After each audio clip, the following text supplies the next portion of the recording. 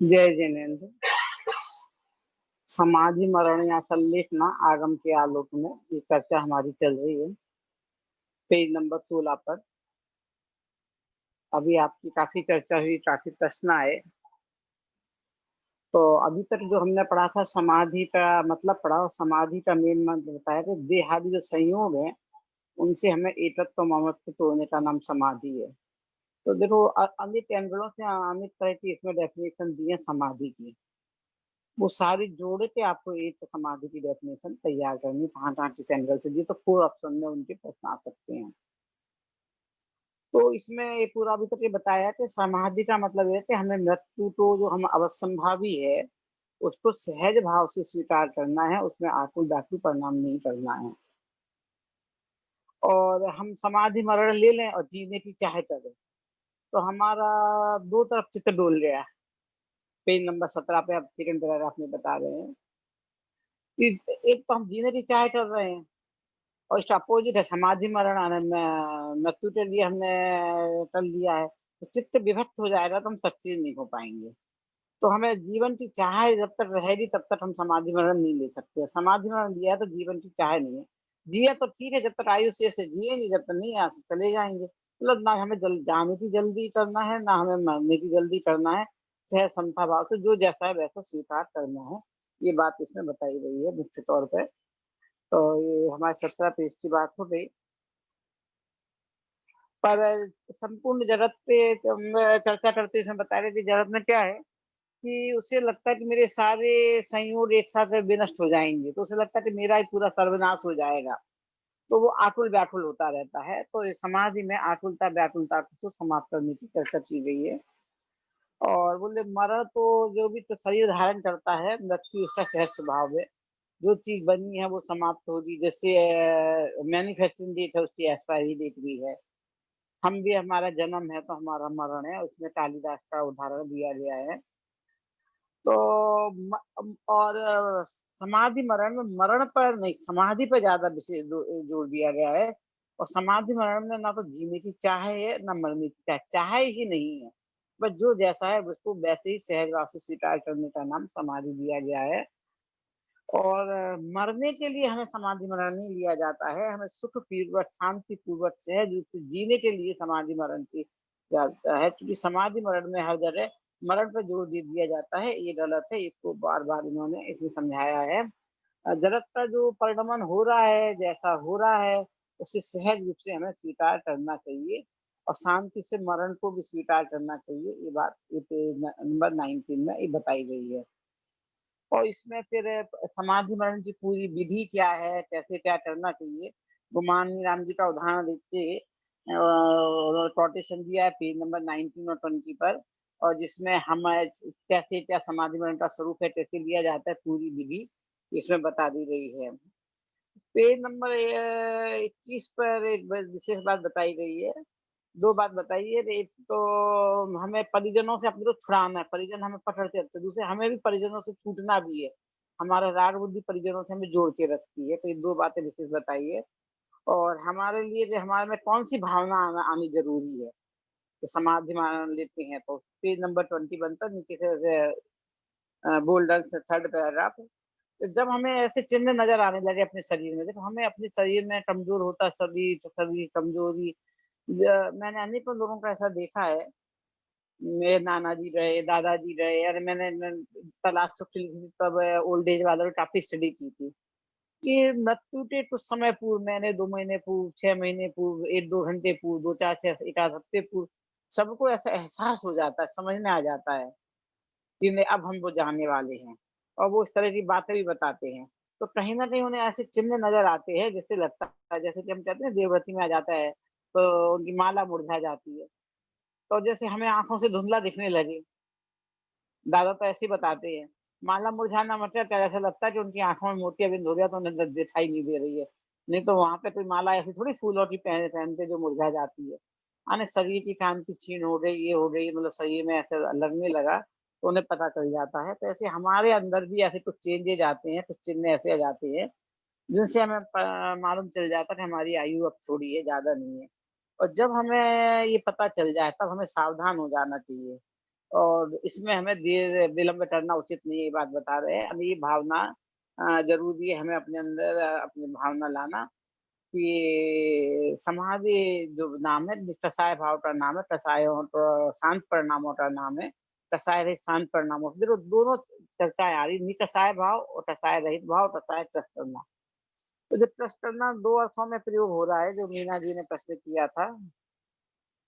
काय अब मैं सोची थी आज ये काय ट्रस्ट और कसाय ट्रस्ट दोनों की चर्चा आएगी तब बताऊँगी, चलो अभी आ रही है तो बता देती हूँ। काय ट्रस्ट करने के अर्थ में तो यही है कि काया जब स्वीकार नहीं कर रही है, उसमें काया तो समाप्त करना तो आत्मघात हो जाएगा, तो वहाँ तो समाप्त करना अर्थ रहेंगे नहीं। कसाएँ दोनों तरह से ही होंगी।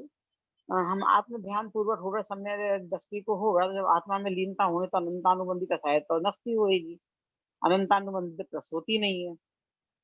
दर्शन मोह तो जाती जाती है। अब बाकी जो दूसरी कसाएँ हैं, वो ट्रस होती हैं।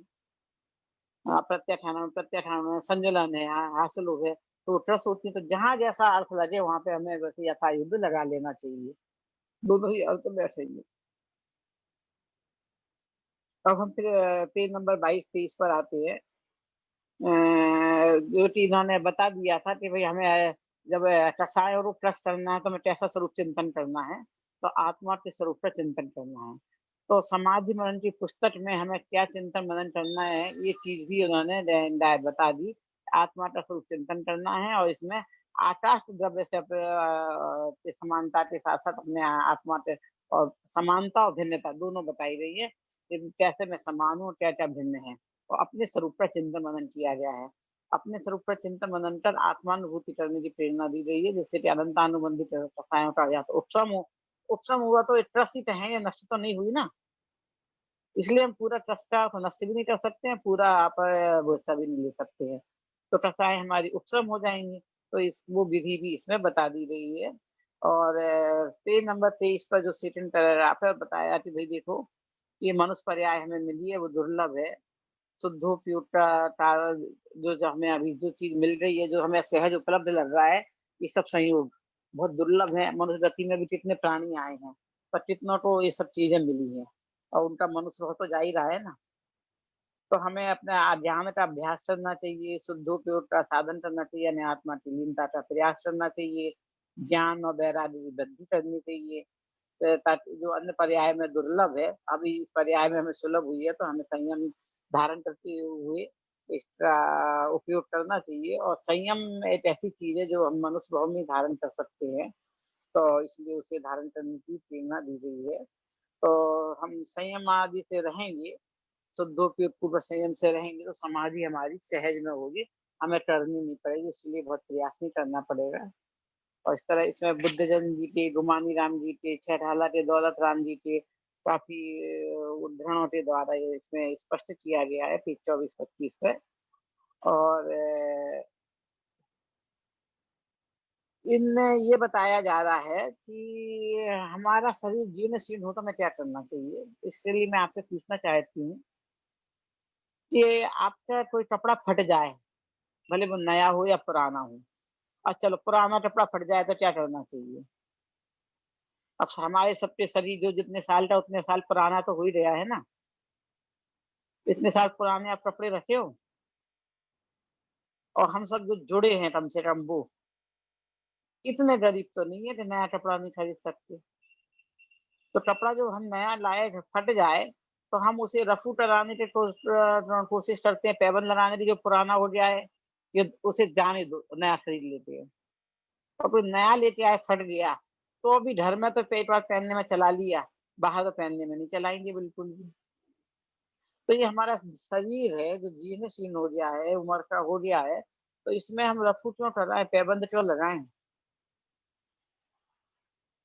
तो वो यही कह रहे हैं कि जीर्ण-शीर्ण शरीर है, इसके बदले हमें क्या मिलने वाला है? एकदम नया शरीर मिलने वाला है ना। और नया शरीर फ्रेश शरीर फ्रेश होती, नई चीज़ नई होती, पुरानी पुरानी होती है। ये तो आप सब जानते, बताने की ज़रूरत नहीं है, सेकंड हैंड की क्या कीमत है और फर्स्ट हैंड की क्या कीमत है। तो जब हमें नया स ये यदि हमने अच्छे काम किए हैं, तो हमें ये सामर्थ्य है कि न हमने पुराना शरीर छोड़ा और नया मिलेगा, अच्छा मिलेगा। जिनको ये भरोसा होता है कि हमें नया शरीर अच्छा मिलेगा, जीवन में हमने इतने अच्छे काम किए हैं, उन्हें देह छोड़ने में तकलीफ नहीं होती है। पर जिन्हें भरोसा ही नहीं है, उन्हें देह छोड़ने में तकलीफ होती है। अब आपका समय बहुत हो रहा है तो मैं मुख्य-मुख्य पॉइंट बता देती हूँ, पेज वाइज़ यदि आगे क्लास होगी तो फिर हम उसमें फिर चर्चा करेंगे। मैंने 25 पेज तक लिया है, तो जो आपके डाउट थे वो क्लियर करती हूँ और 26 से लेके 31 पेज तक इसमें इन्होंने यही चीज़ बताई गई है मुख्य तौर पर कि हमें साम्य भाव धारण करना चाहिए। साम्य भाव धारण सहजता से आना चाहिए।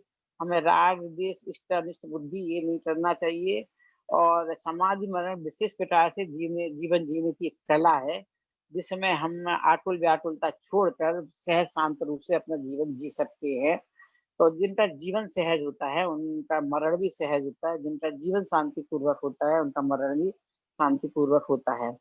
और समाधि मरण जो एक्चुअल लेते हैं वो सम्यक दृष्टि जिन्हें आत्मा में अपनापन है, शरीर में अपनापन नहीं है तो उन्हें भव की शरीर धारण करने की चाह ही नहीं है, वो तो कम से कम शरीर धारण करना चाहते, कम से कम भव चाहते हैं। तो आगामी भव संबंधी कोई कामना और चाहे क्यों करेंगे? करेंगे ही नहीं, है ना? तो ज्ञानी जी तो भव की चाह करते ही नहीं है। चक्रवर्ती मैं चक्रवर्तीपना छोड़ा, फिर वो सोचेगा कि मुझे एक राजा बनना है। अरे जिसमें उसने दुःख समझा, दुःख जान के जिस चीज़ को छोड़ा उसे प्राप्ति का चाहे थोड़ी करोगे। जिस चीज़ को आपने दुःख प्राप्त कर ये जैसे कि अपने ये उँगली है, इधर कैंसर हो गया मान लो किसी को, इसे कटवाया, तो इसे दुःख का कारण जाना तो कटवाया ना, ऑपरेशन करवाया, ऑपरेशन करके जो हम पार्ट हटवा देते हैं। तो बोले नहीं वो मेरी उँगली है तो सँभाल के रख लो, कैंसर का भी इसमें जोड़ के रख लो, तो पूरा समाप्त हो जाएगा। तो जो कैंसर के बीज होते हैं, कैंसर की चीज़ें होती है, उसे तो हमें निकाल के फेंकना है। तो हमारे अंदर जो ये शरीर के प्रति चाह है, भव की चाह है तो कैंसर का बीज है, दुःख के कारण है, इसे हमें समाप्त करनी है, ये चीज़ इसमें बताई गई है। फिर संलेखना का प्रायोगिक स्वरूप बताया गया है और इसमें हमें कैसे अपने जीवन में उतारना चाहिए, तो 2 तरह से संलेखना बताई है, काय की और कसाय की। तो जो हमारी जितनी भी संलेखना की चर्चा चलती है, वो काय टू करने की तो चलती है। कषाय और कस्टर्नी की कहीं बात नहीं है, इसलिए यहाँ पर विशेष तौर पर कषाय और कस्टर्नी की बात बताई है। चाय संलेखना की भी चर्चा की है और कषाय और तो भी कस्टर्नी की बात की है, उसके बारे में विस्तार से बताया है। अविनाश जी ने जो चर्चा की थी बीच में कि ऐसे शाम से, तो वो लौकिक में शाम किसे कहते हैं, कैसी होती है, यानी जो संसार के जिन्हें सुख कहा जाता है, भूत सामग्री में जो जाते हैं बिना समाधि के, समाधि मरण के जाके जुलूस से ज्यादा उसकी चर्चा नहीं की वो। बिना समाधि के उम्र हो गई, पूरी उम्र आयु भोगते गए हैं, चाहे वो आठुल-व्याकुल परिणाम में रहे हो, चाहे कैसे हो, समाधि की चर्चा नहीं की। एक सामान्य आदमी जो जाता है जिनके घर भरा पूरा घर हो, धन-संपत्ति हो, तो संसार में जिसे सब सुखी घर कहते हैं, उस घर में जाए तो वही उसपे खुशी मनाते हैं और राजे-बाजे से ले जाते हैं, वो उसकी चर्चा की थी। अ और वो कहते हैं कि वही जो चीज़ है आयु ले ली जानी है तो हमें खुशी-खुशी उनको भेजना चाहिए। पर इसमें जो चर्चा है समाधि मरण में, ये वो दूसरे लोग खुशी मना रहे हैं, जो गया है उसने स्वयं की खुशी मनाई या नहीं मनाई वो बात नहीं है। इसमें स्वयं अपने शरीर का देह के प्रति ममत्व का त्याग करता है समाधि मरण में। इसकी चर्चा है।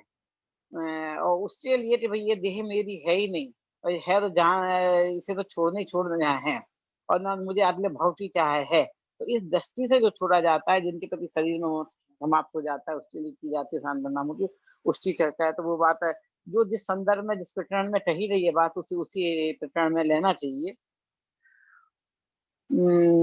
और जो आप मीना बहन ने जो प्रश्न पूछे थे लगभग सबके जवाब सही थे। आम और वो पेज में ही आगे-पीछे जैसे 8 नंबर पेज पे ब्रैकेट में ही उसके अर्थ लिखे हुए हैं और नीचे भी उसका अर्थ दिया गया है। प्रति का करने का अर्थ है कि मतलब दूर करना वगैरह। कुठाराघात का भी सही था, ढांढसा सांत्वना का भी सही था।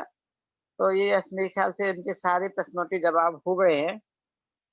अब पेज नंबर 40 पे आ जाइए, कसाय संलेखना। इसमें 4 पॉइंट बताए गए हैं कि देह को टच करने में समर्थ है राग, द्वेष, मोहादि को टच करके।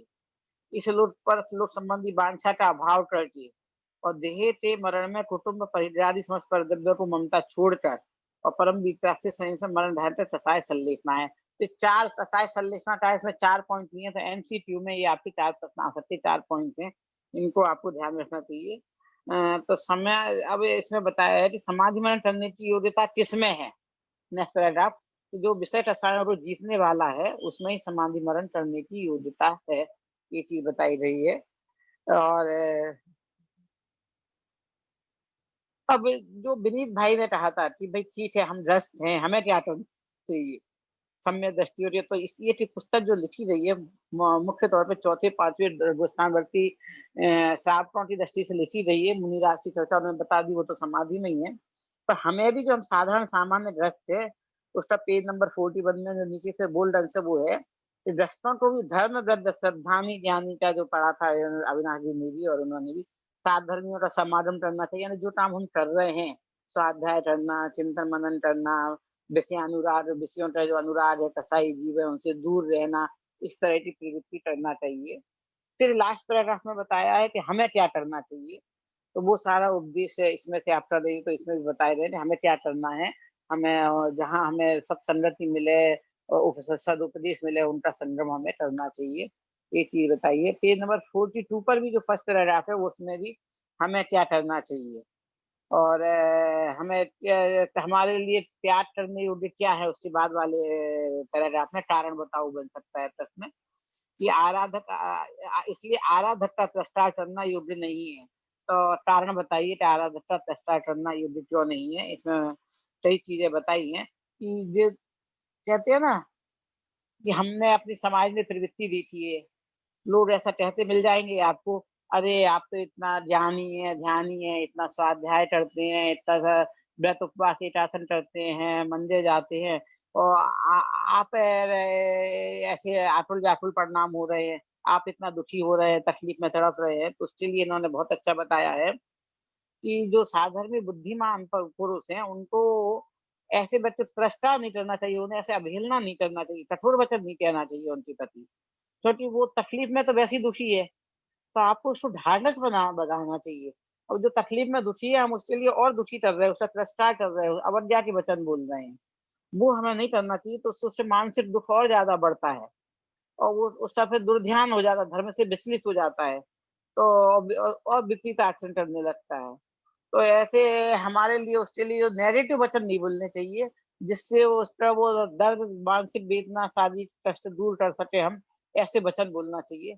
हमें हम जो आस-पास लोग उनके सामने उपस्थित हैं, वो हमारे सबकी भी एक जवाबदारी है, उसके लिए भी इन्होंने मतलब जो समाधि ले रहा है, जो तकलीफ में उसके लिए नहीं, जो तकलीफ में है, उसके लिए घर वालों को कैसा व्यवहार करना चाहिए। ये बात पेज नंबर 42 में दिखाई बताई है। दुखी व्यक्ति पे दुख हो, आप ताने कसो, उसको व्यंग्य करो और बताओ, क्योंकि वो भी हमारे तुम्हारे जैसे घर जैसे ग्रस्त है ना, कसाय उसकी समाप्त तो नहीं हुई, कसाय है ना, कसाय समाप्त थोड़ी होती तो घर छोड़ के चला गया होता। कसाय सब में है, किसी की तीव्र, किसी की मंद, व्यर्थ है, नहीं है। तो जब स्वयं वेदना में तड़प रहा है, तब फिर आप उसे उपदेश दें, तो वो इसमें कह रहे हैं, वो सही बात नहीं है, ऐसा नहीं करना चाहिए। उससे उससे ज़्यादा और ज़्यादा तकलीफ बढ़ती है। दूसरी बात बताइए कि हमारे शरीर में जो तकलीफ़ें होती हैं पेज नंबर 43 पर, वो वात, पित्त, कफ, इन सब के बिगड़ने से होती है। तो हमें अपना भोजन, आहार, विहार सब चीज़ें ऐसी रखनी चाहिए कि उससे तकलीफ़ें नहीं बढ़े और इनका संतुलन बना रहे, ताकि तकलीफ़ें ही नहीं हो। तकलीफ़ें नहीं होनी तो आपको वेदना नहीं होगी, तो आपको वो देह को वो समझ लो कैसी प्रकृति है उस अनुकूल है। ये जो हमने चीज़ें खाना है ना, चटकारे ले लेके खाना, तला भुना ये सब चीज़ें, बॉडी को इसकी नीड नहीं है। ये रचना इंद्रिय के लिए खाते हैं, हमें स्वाद अच्छा लगता है, बस इसलिए।